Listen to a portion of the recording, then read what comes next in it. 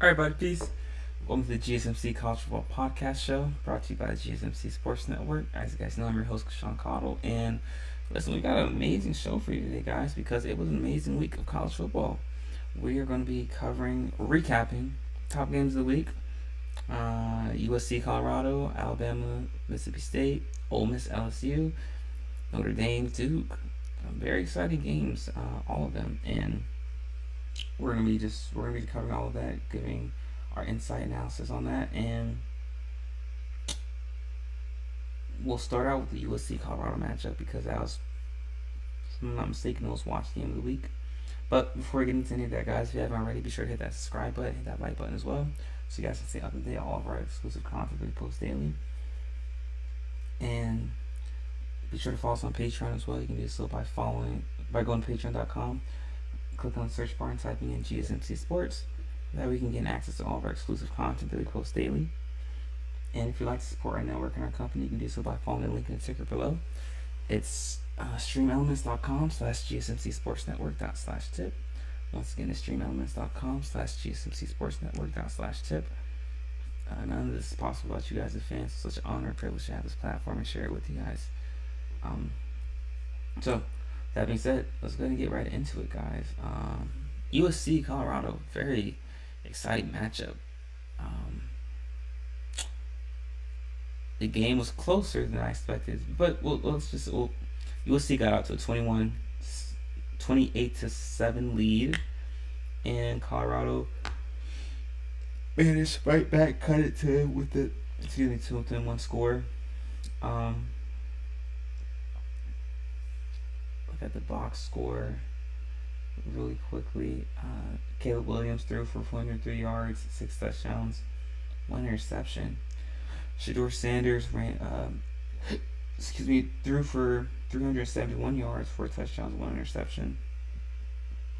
Listen, when we talked about our preview on Friday, we talked about how USC's defense was not up to par with that of Oregon. We talked about how USC isn't really facing off against Colorado. They're facing off against Oregon's performance against Colorado from the previous week. And USC lost. Oregon looked much more dominant, much more imposing of their will, especially on the defensive end. And granted, I know USC was on the road and Oregon was at home, but still, nonetheless, Oregon's defense it didn't look good. It looked bad, and that was something that we had talked about all season. And I talked about how USC's defense hadn't faced a offense as good as Colorado's all year, and this would be a good litmus test to see how good their defense really is. And we see that it's still the same as it was last year, and they haven't made improvements as we expected them to. And we saw that USC, yes, they were able to score the ball proficiently, but that's because Colorado doesn't have much of a defense, especially on the defensive line. USC ran for over 150 yards, and watching the game, you can tell the size differential on the interior, but you can also tell where, like we've been talking about all year so far, once Colorado can get 4 or 5 guys on the defensive line and boost up their offensive line, then the next year they'll be able to perhaps contend for a Pac-12 title. Right now, they're not there yet, but the skill position guys are there, and Colorado's there. It's there, but they're just missing a couple guys on the interior, and USC's, like I said, once again, their defense didn't look very good. It looked terrible. And then watching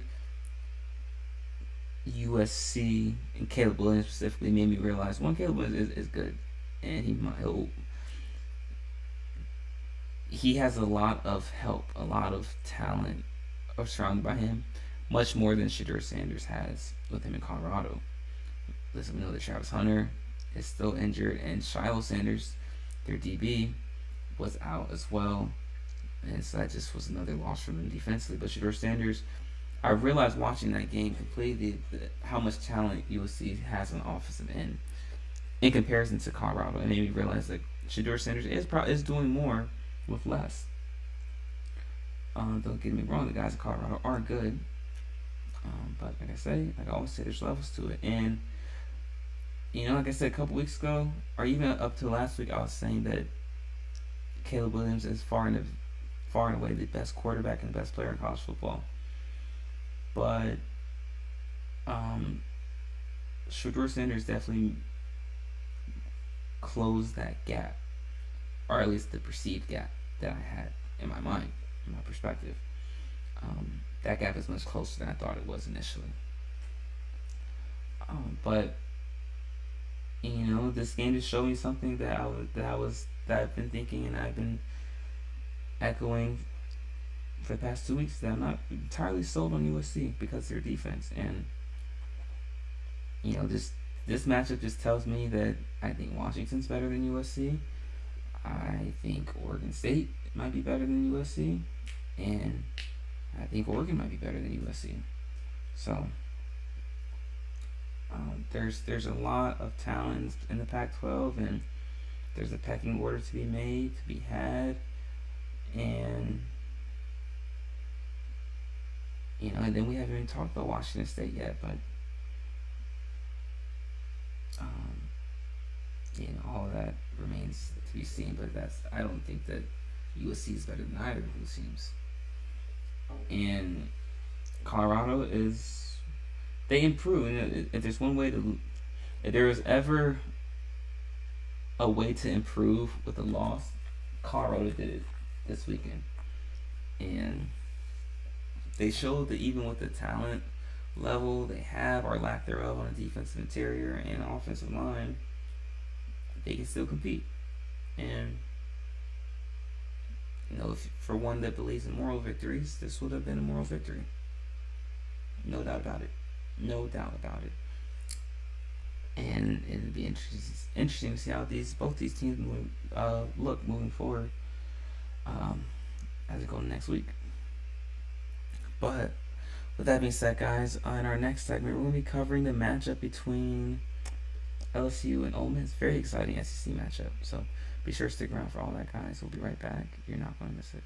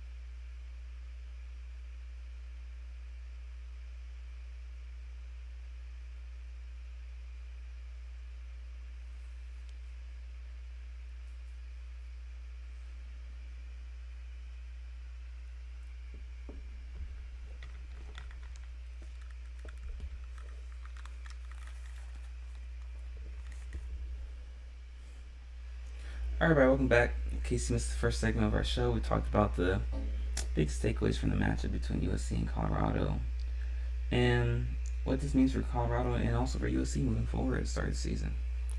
Or as the season goes along, I'm sorry. And in our next segment, guys, we're going to be discussing the matchup between LSU and Ole Miss. Highly exciting matchup, SEC matchup, high scoring game, and revealed a lot about a couple of teams. As you guys know,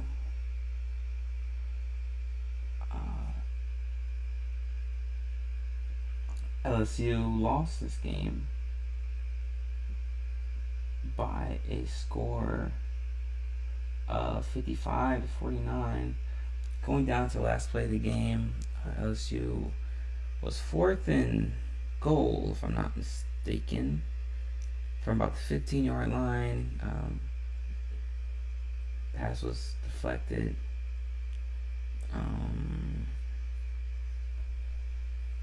And like I said, Ole Miss will hang on up on the game. Jackson Dart for Ole Miss threw for 389 yards and 4 touchdowns. Jaden Daniels threw for 414 yards and 4 touchdowns. And listen, we talked about this during the previous show, that the secondary for LSU has been susceptible all year, and if the interior for LSU's defense could generate any pressure, it'll be that much more difficult for LSU in this game. And we saw that LSU wasn't able to generate much pressure, which made it that much more difficult for the secondary. And Jackson Dart had time in the pocket, and he completely picked apart LSU. And Jaden Daniels looked good as well. He didn't commit any turnovers.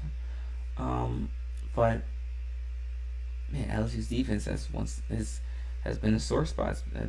Has struggled all year, and this game was no different. And if we just look at the total yards, I mean, they gave over 500 yards total offense, and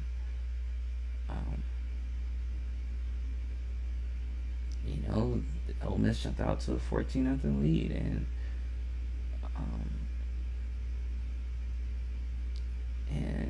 then even when LSU got the lead and they got up by as many as 9,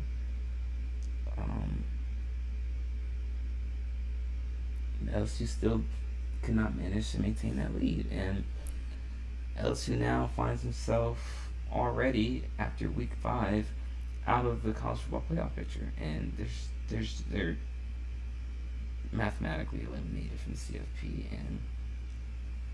and it's unfortunate. It's unfortunate because this was a team in LSU that many had predicted might have a shot to win the SEC, but one thing that is different about the LSU team from last year is that they were able to. Their secondary was their interior. They were able to generate a lot of pressure from the interior, and maybe that was what hid a lot of the deficiencies in the secondary. Maybe the secondary last year wasn't as good as we thought it was, collectively, obviously. But LSU moving forward, they got a matchup against Missouri. And then now I have to start thinking, okay, how are they going to deal with that game? The same Missouri team that beat K-State. And if you're Ole Miss, great win at home. Great way to bounce back after losing Alabama. And speaking of Alabama, does Alabama's 24-10 win against Ole Miss from 2 weeks ago not look better now to the committee or to the AP poll? I think it does. But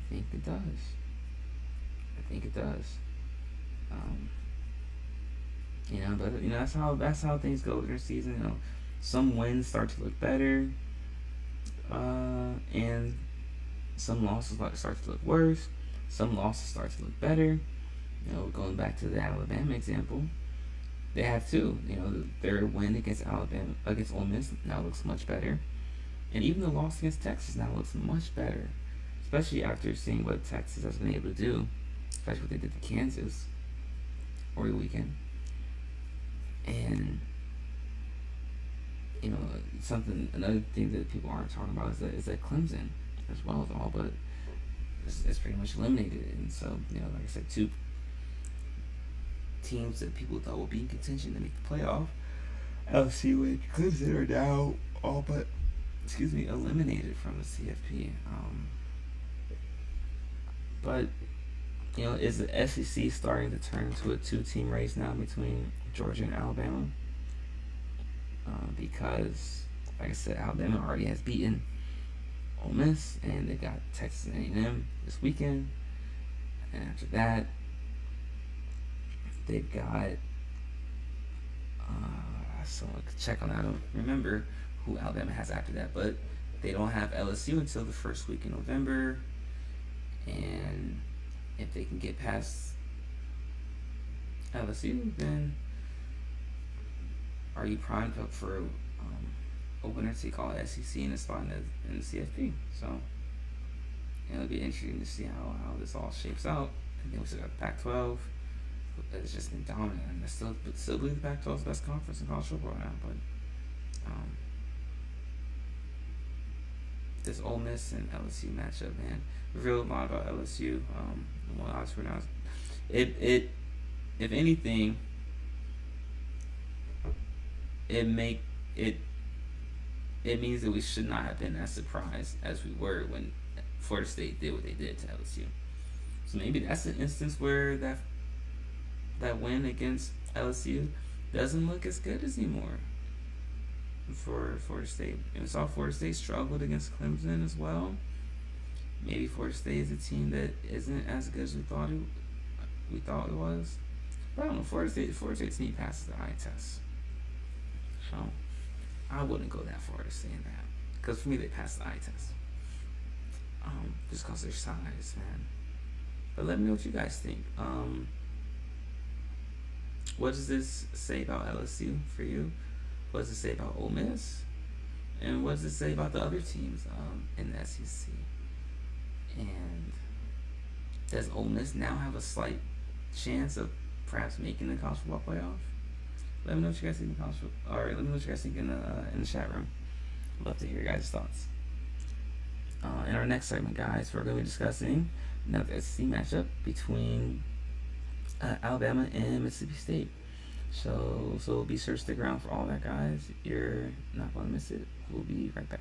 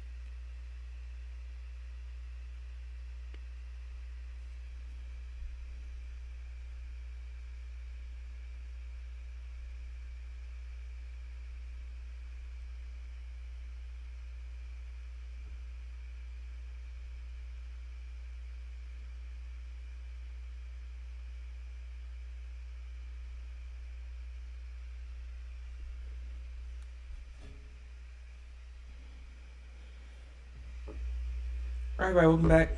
In case you missed the first two segments of our show, we discussed takeaways from the matchup between USC and Colorado, as well as the matchup between LSU and Ole Miss.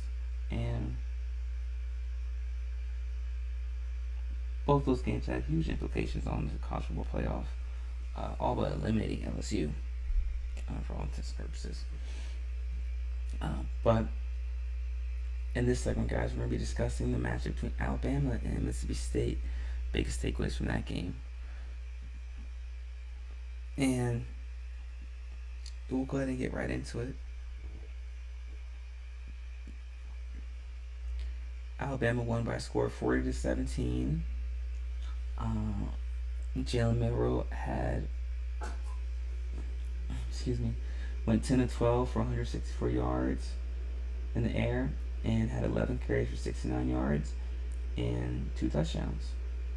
So this is an example of an old school Alabama game, old school Alabama play, back from the iterations of their team from 2009 to 2012. So their championships where they beat Texas and LSU and Notre Dame. This was that iteration of Alabama, and it was nice to watch. It was fun to see. Just a slow grind, methodical win, where you just really just take the air out of the ball for Alabama. Obviously led by the defense, and where your offense does a great job of establishing the run. And this was something that we talked about last week in our preview show, where Alabama has to do a good job, or better, they have to establish the run. If they can establish the run, then it'll make it easier, because now you can eliminate the clock, you can show time of possession, and you can open up the passing game as well. So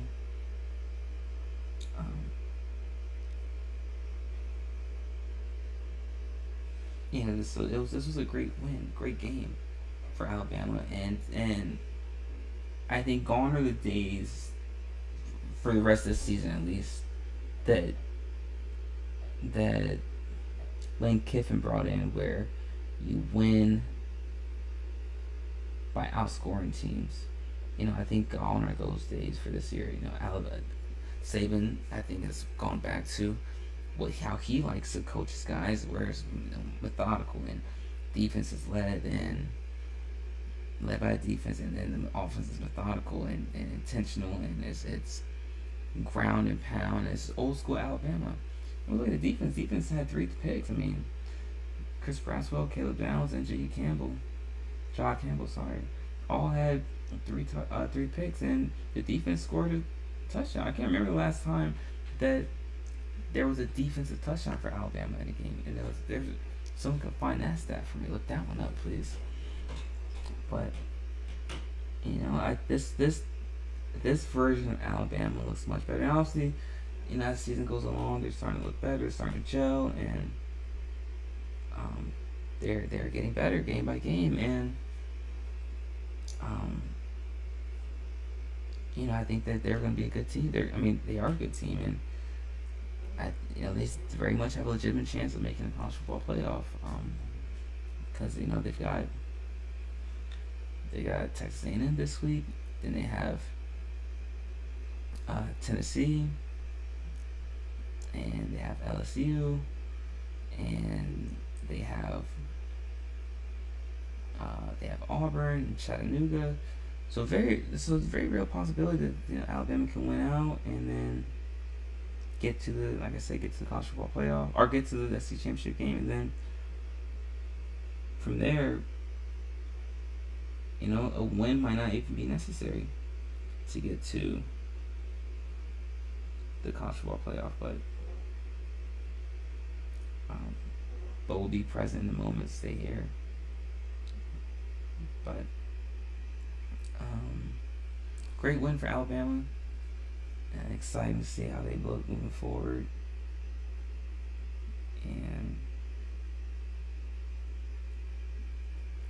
But let me know what you guys think. And in the chat room, is this a big win for Alabama? And will they have an opportunity to get to the college football playoff? Share your thoughts. But in our last segment, guys, we're going to be discussing,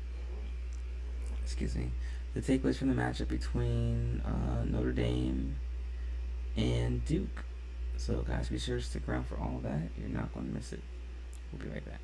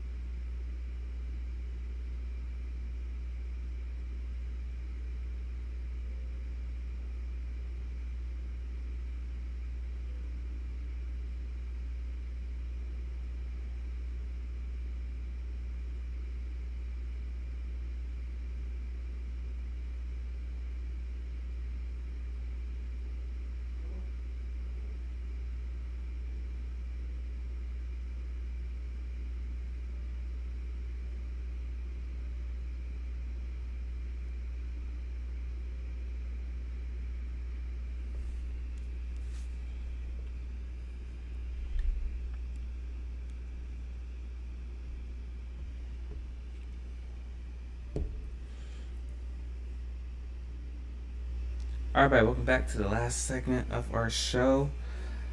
If you missed the earlier segments, we talked about the takeaways from the matchup between USC and Colorado, as well as the matchup between LSU and Ole Miss, as well as Alabama and Mississippi State.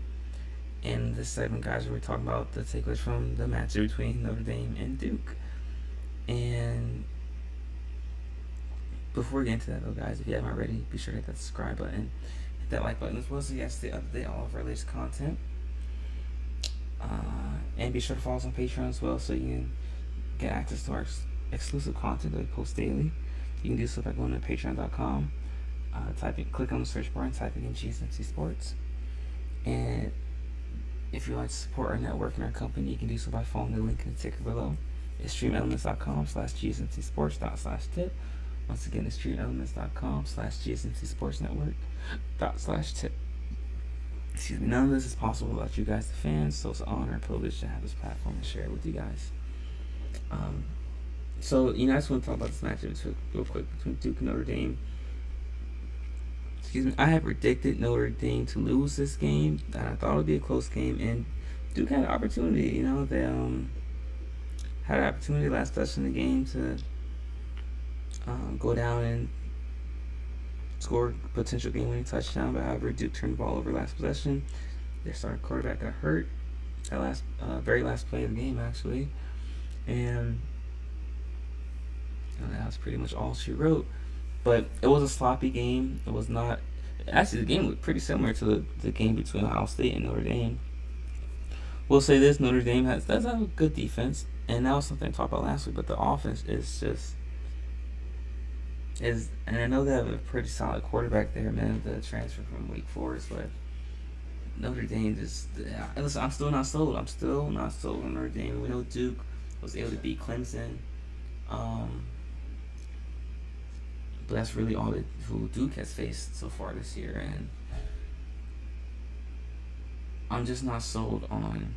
I'm still not sold on Notre Dame, and they've got a match against Louisville this week. And I'll talk about what I see when I cover that in the preview show. But I'm not sold on Notre Dame, especially off what I saw against. Based on what I saw against Duke, and and then I think as the season goes along, this win won't look as good as it does now. And I want to know what you guys think. I want to know if I'm just being too hard on Notre Dame right now. Have you guys seen anything out of Notre Dame that gives you reason to say that they're a possible contender for a national championship? Because I haven't seen it yet, but I would love to know what you guys think, because I haven't seen it yet, and I don't think I'm gonna see it this year, man. But let me know what you guys think in the comment section, man, because I haven't seen anything yet. I have not seen it, but and I kind of want to leave right there, because I don't want to get too deep into Notre Dame. I don't want to, because I really don't have anything to say. It was an ugly game. It was muddied up. It was a defensive game, and Notre Dame did a good job defensively, but offensively, it wasn't there. I didn't see anything that I liked. So I'll just leave right there for now. But like I said, share your thoughts, guys. Share your thoughts in the chat room. Share your thoughts in the chat room. But guys, that's all we have for our show for today. Thank you so much for tuning in. Like I said, if you haven't already, be sure to hit that like button and hit that subscribe button as well, so you can stay updated on all of our latest content.